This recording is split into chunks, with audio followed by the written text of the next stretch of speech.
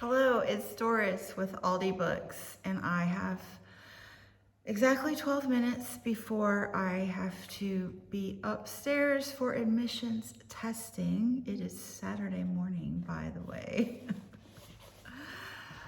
um, yeah, I'm just trying to get a reset on my bookish life. Like, the reading is going great-ish. But, I mean, it is going great. I've finished 5 of my BookTube prize books. And I started number 6 last night. So, yeah. But the rest of my bookish life, like BookTube, my watch later list, and my video production, has been rather abysmal since January. This past week has been super chaotic at work, and next week promises to also be super chaotic. So anyway, mid-month book bash is off to a non-existent start. I did post the bingo card though. I will attach it here below if you still want to play. If you want to use it all month, you're welcome to. It's a fun one. I explained it in my previous video, and I will repost it on Instagram as well.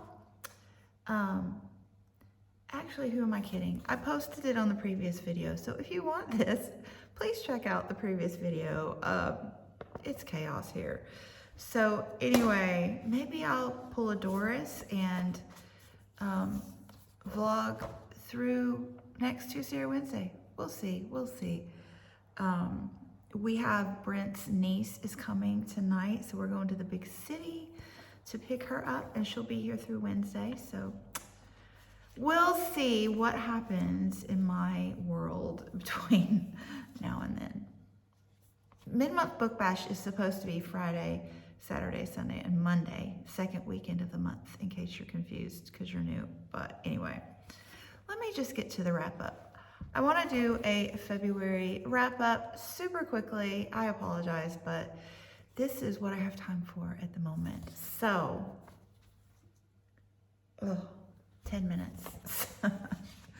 So in February, just wrapping up the things I have not.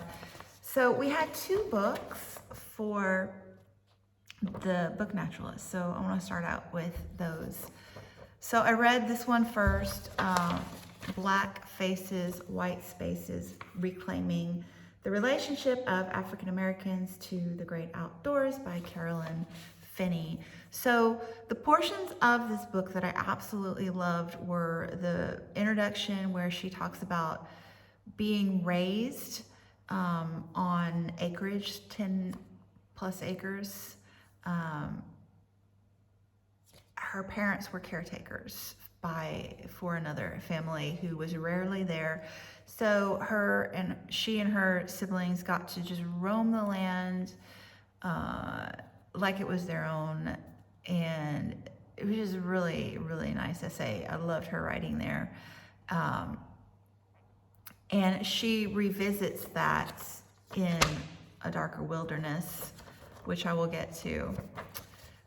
And there were also some historical bits in which she briefly, they're usually just a couple pages, but she talks about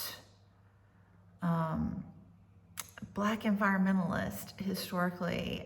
It's some just super interesting people that I would love for her to write a book just about Black environmentalists. I think that would be brilliant. She's a really good writer in that regard. This book reads, for the most part, however, like a dissertation, which I think it probably was in its inception. So very academic and very repetitive in that she explains her reason for her research, her skills with this type of research because of her background, and how she's going to go about this research. And then she proceeds to revisit those things in every chapter as she actually does the research and presents it to us. So I didn't think that that was necessary in a book form. It may have been in a dissertation, but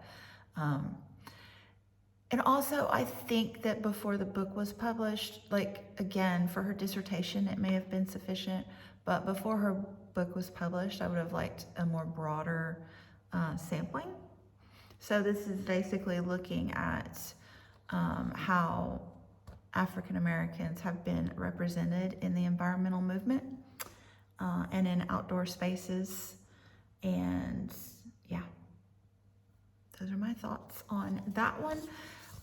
The Darker Wilderness worked much better for me. I loved all of these. This was an essay collection edited by Erin Sharkey.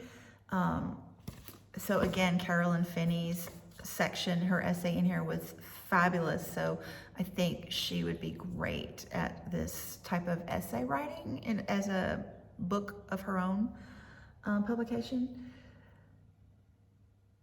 There was one essay in here. There were several that I just found extremely lovely. Now this is more urban nature, so if that's not your vibe, you know, but the one in the middle with Michael something Diggs is his name, and he works in the prison system teaching poetry and is himself a poet. His essay was just absolutely magical, talking about growing up in the inner city with his grandfather, who was a gardener and supplied, you know, produce to the neighborhood, and just kind of how his grandfather was this larger than life knight in shining armor, while he was also this just humble, regular man, and just how Michael grew up kind of in a magical world, and it gradually he began to see the world for what it was, which was a troubled inner city environment. But it's just gorgeous. So I have picked up his poetry collection from Milkweed Press, which this is from, and have already started it and am definitely enjoying it. So then I finished The Heaven and Earth Grocery Store by James McBride. Did not get to Deacon King Kong, so it's been pushed to March. This, I'm somewhat speechless. As I check the time, I have 5 minutes. This was fabulous, 5 stars, and I am probably going to move it to my all-time favorites list. I loved it that much. Wow. So James McBride, if you have not read his nonfiction piece, The Color of Water, so his mom is a white woman and a Jew, father African American, and it's kind of an ode to his mother, a memoir of hers, which I need to look up if you can write a memoir for your mother. Like, there's probably a better word for that, but it reads like narrative nonfiction. It reads like fiction, honestly, but it is not. And it is gorgeous. So this kind of, he pulls from his own life and that of his mother, his heritage, his knowledge base is immense. Like his knowledge of the Jewish heritage and also the Christian heritage, and the, you know, the African American community, mixed communities, like the Irish are pulled into the story as well. So it centers around a Jewish woman who runs a grocery store and her husband who runs a dance hall, and they are living in a Jewish / African American community, and how most of the Jews are white flight, you know, and they're the last ones left of the Jews in this community as the others gradually leave over time. And then some of their friends in this community, and a storyline that's just, wow. Blew me away. Very literary, but very engaging, paced really well. It is fabulous. It is fabulous. I will read everything that he wrote.